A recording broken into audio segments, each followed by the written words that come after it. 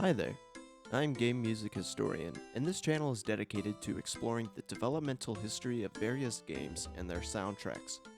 For this episode, we're going to briefly discuss the prehistory of the popular point-and-click MMORPG, RuneScape.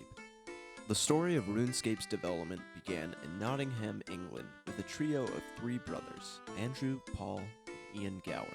In their early years, their parents encouraged their imaginations, exposing them to classic tabletop games like Snakes and Ladders, before moving on to more sophisticated games like Dungeons and Dragons. The Gower brothers' childhood included more than just playing board games. Early home computers became a significant part of their life when their father purchased a ZX Spectrum in 1985. Released in the UK in 1982, the ZX Spectrum was an early 8-bit home computer that used cassette tapes to run various text-based games and other programs. Eager to learn, a young Andrew Gower used the ZX Spectrum and its included book of programs to learn how to create games. Fast forward to the late 1990s, Andrew Gower continued work in game programming by studying existing games and remaking them to the best of his ability, describing the work as, quote, his take on other games he had played. Eventually, Andrew Gower's efforts towards self-education met its limit, and this resulted in a move to Cambridge to study game development at Fitzwilliams College, where he began work on online multi-user dungeons, or MUDs for short. MUDs involve a rich history of their own that can be discussed in another video.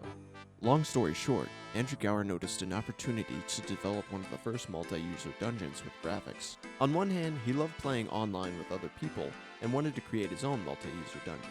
On the other hand, he felt that the multi-user dungeon genre was crowded, which, to be fair, it was, and therefore wanted to add graphics in hopes that it would stand out.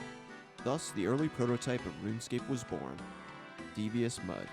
Using Java 6, Ian and Andrew Gower coded Devious Mud to build the game engine, while Paul began designing graphics on the Atari ST, and later continued graphical development on a PC due to the ST's limited color palette.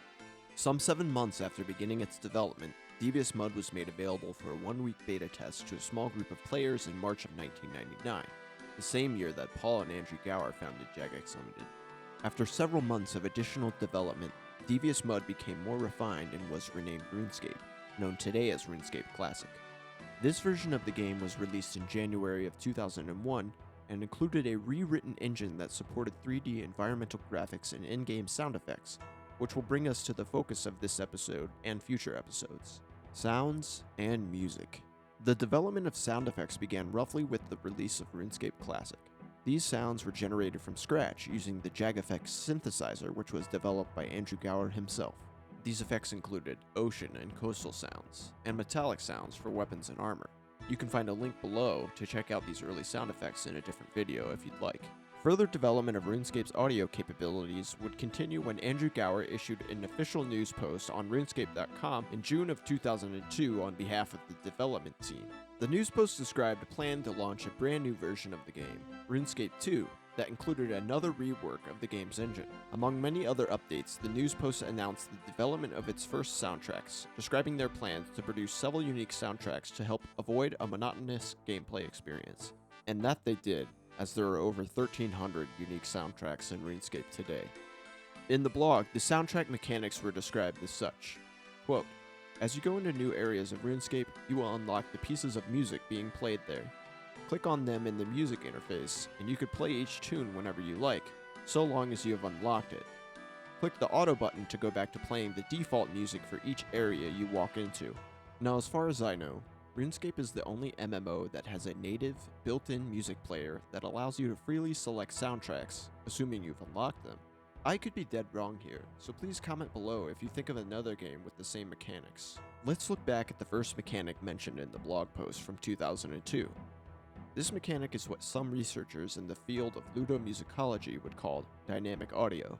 That is, audio that reacts to changes in gameplay environments, which in the case of RuneScape, is achieved through player exploration. There is a caveat here. This definition assumes RuneScape players' default settings in their in-game music player. We will discuss the field of ludomusicology and its terminology in future videos. At the time of RuneScape 2's release, I speculate that a dynamic soundtrack feature would have been a very exciting addition to the game. But today in 2023, there is much more media to engage with.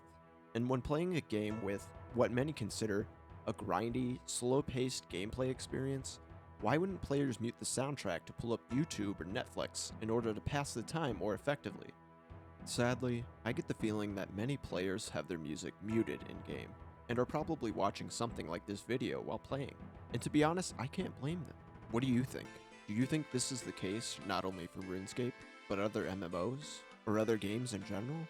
Leave a comment below and let me know your experience. I don't have any actual data to know whether this is the behavior of most players, but you could help paint a clearer picture of this issue. Thanks to those who have made it this far, and if you've enjoyed this video and have learned something, please subscribe for more content. Leave a comment down below for other topics you would like me to cover. Have a great day, and see you next time.